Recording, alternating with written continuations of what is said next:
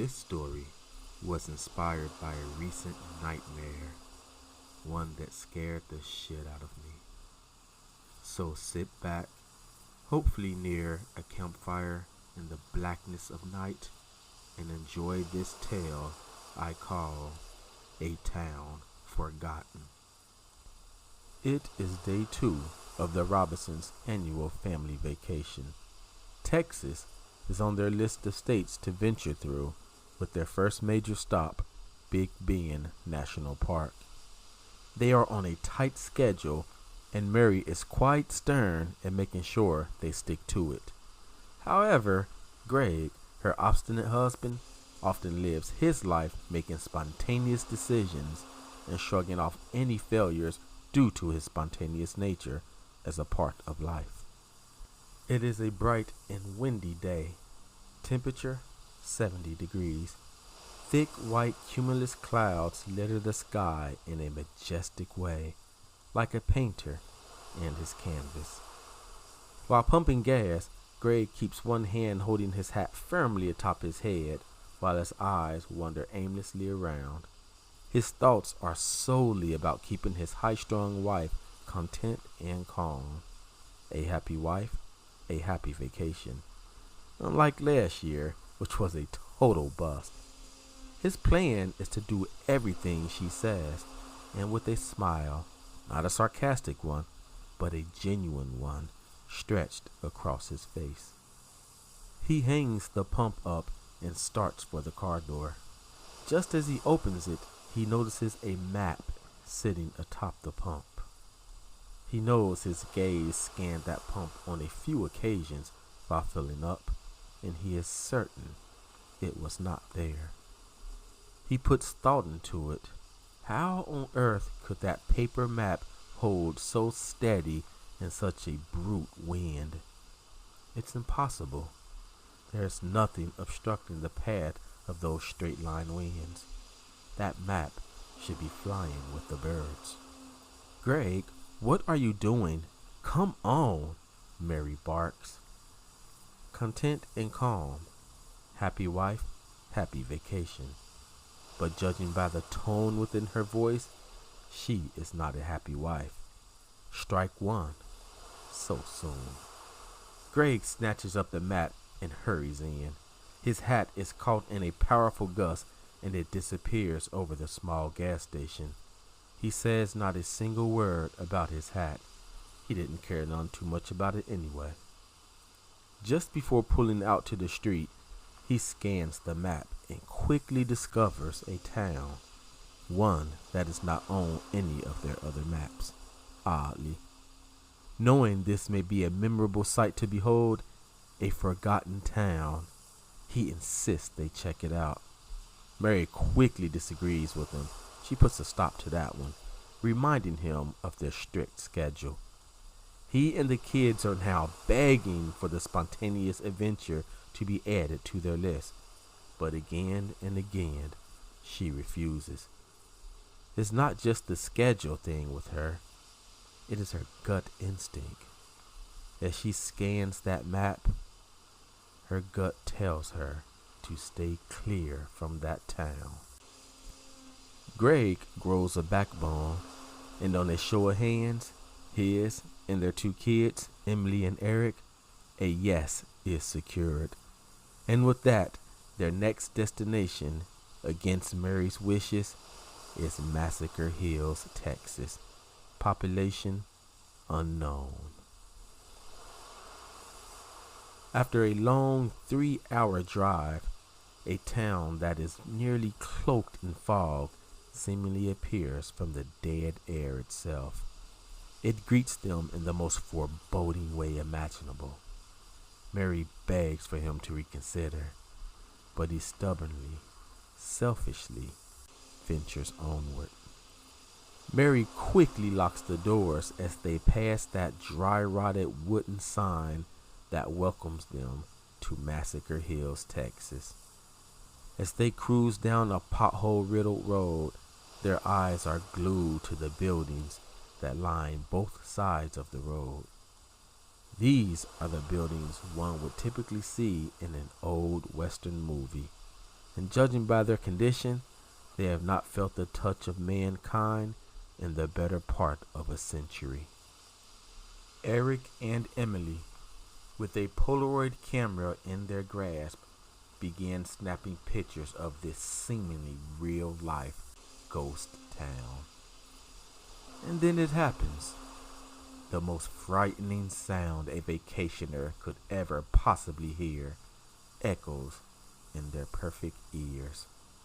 It is the car's warning signal, and it is telling them they are about to run out of gas. It's impossible, Greg utters. He turns to his wife, who is as white as a sheet of paper.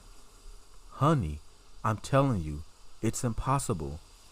We had more than half a tank right before we passed that welcome sign back there. He whips the car around to exit that wicked town, but they do not make it very far. He slams on the brakes almost immediately and gasps in terror, for he realizes they are in a danger unlike anything they have ever faced before.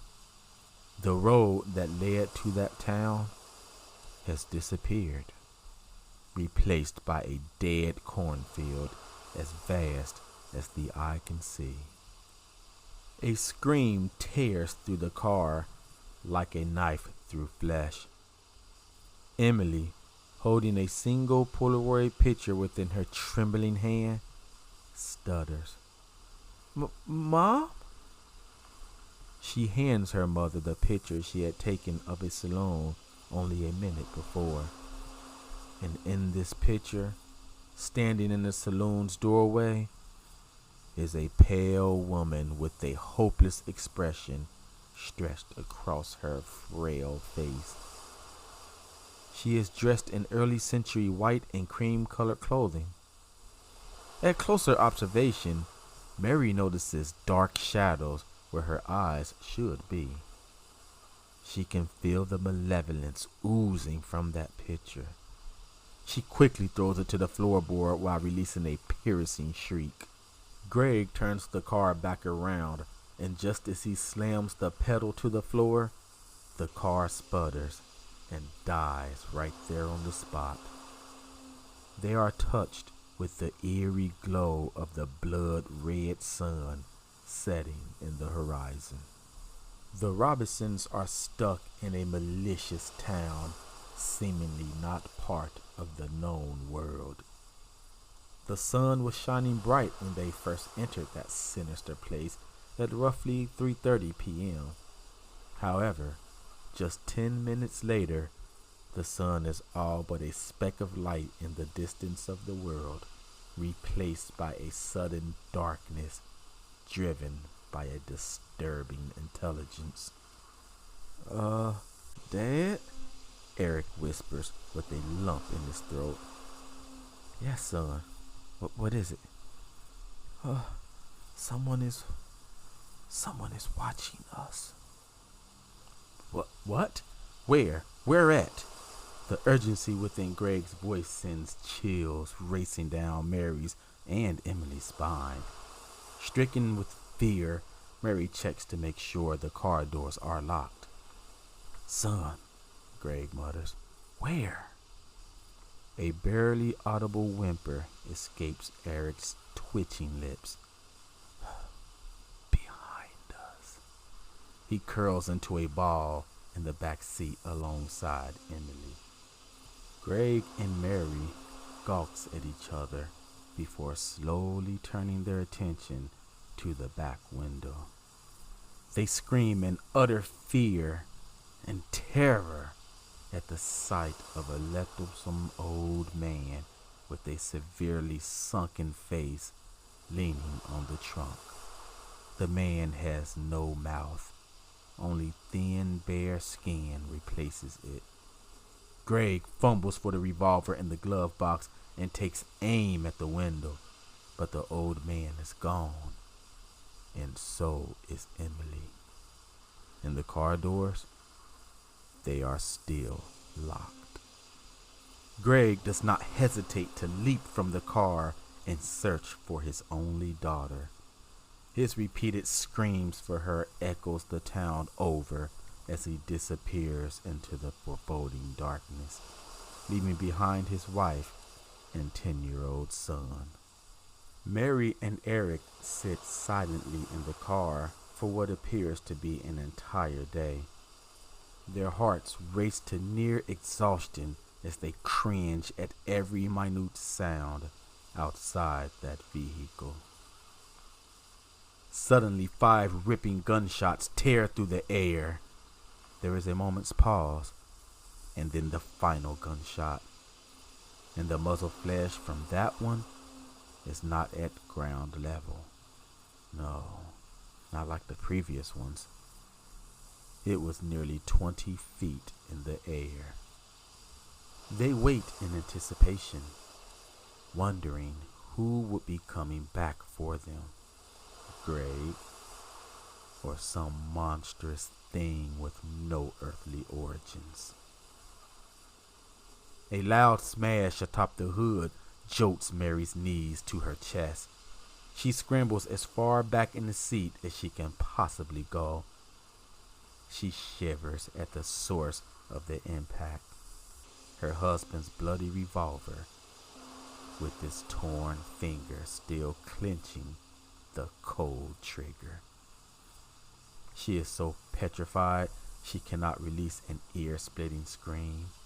She just sits there, eyes glued on that revolver and what's left of her husband. And just barely a moment later, she feels a cool breeze touching her from the back seat. She spins her head around and to her horror notices the back door. It is wide open and Eric is missing. Seconds after Mary realizes her son is missing from the car in a town seemingly not part of the known world, the front door, the passenger door, where she was just sitting, mysteriously creaks open. But no one's there. She screams out for her missing son and daughter as she quickly slams the door. Suddenly the car shakes and trembles, and the frightening sound of burning wood, exploding glass, and hellish screams of agony reverberate in her ears. Mary, trying desperately to shield her ears, screeches at the unknown intelligence, begging for it to spare her family. And not a second after, everything stops.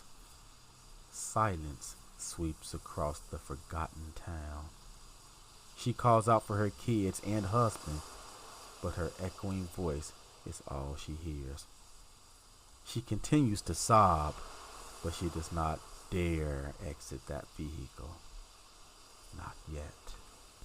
Suddenly, every window on that car violently explodes, followed by all 4 doors, which are blown from their hinges as if a grenade tore straight through it.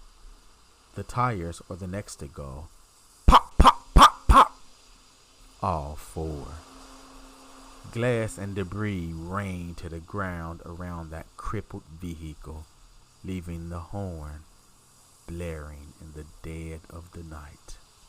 Mary staggers from the car, screaming in utter dismay. However, her screams are quickly silenced upon the sight of hundreds of reddish-yellow eyes glaring at her in the near distance. They appear to be inching closer. "Come with us, Mother," a sudden voice whispers from across that decrepit road. It is there she sees the cornfield parting to each side, just as Moses parted the Red Sea. The voice calls out for her again, but this time it is slightly different. It is her daughter's voice, with a touch of something demonic within her. Mary pulls herself to her feet and darts for that parted cornfield as those menacing eyes all around her closes in. She screams for her daughter as she ventures deeper and deeper within there. And just as she reaches what appears to be the end of the part, she sees her daughter sitting on the ground with her back to her, and alongside her is another kid.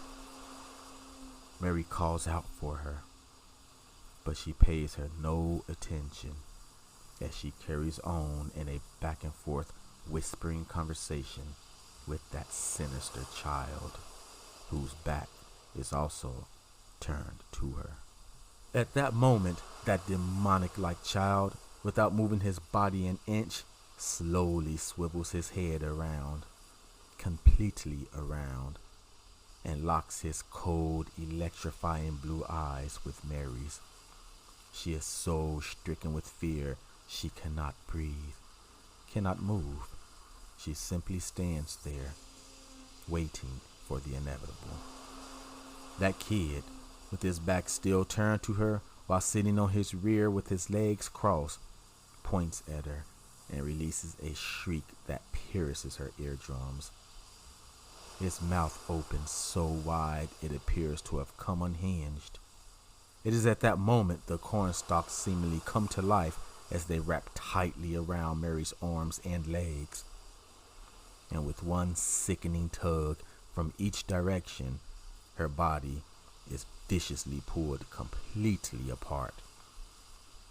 Her blood soaks the earth, just as her kids and husbands did, feeding that forgotten town until the next family finds that unearthly map which is sitting atop the gas pump, waiting to be claimed again.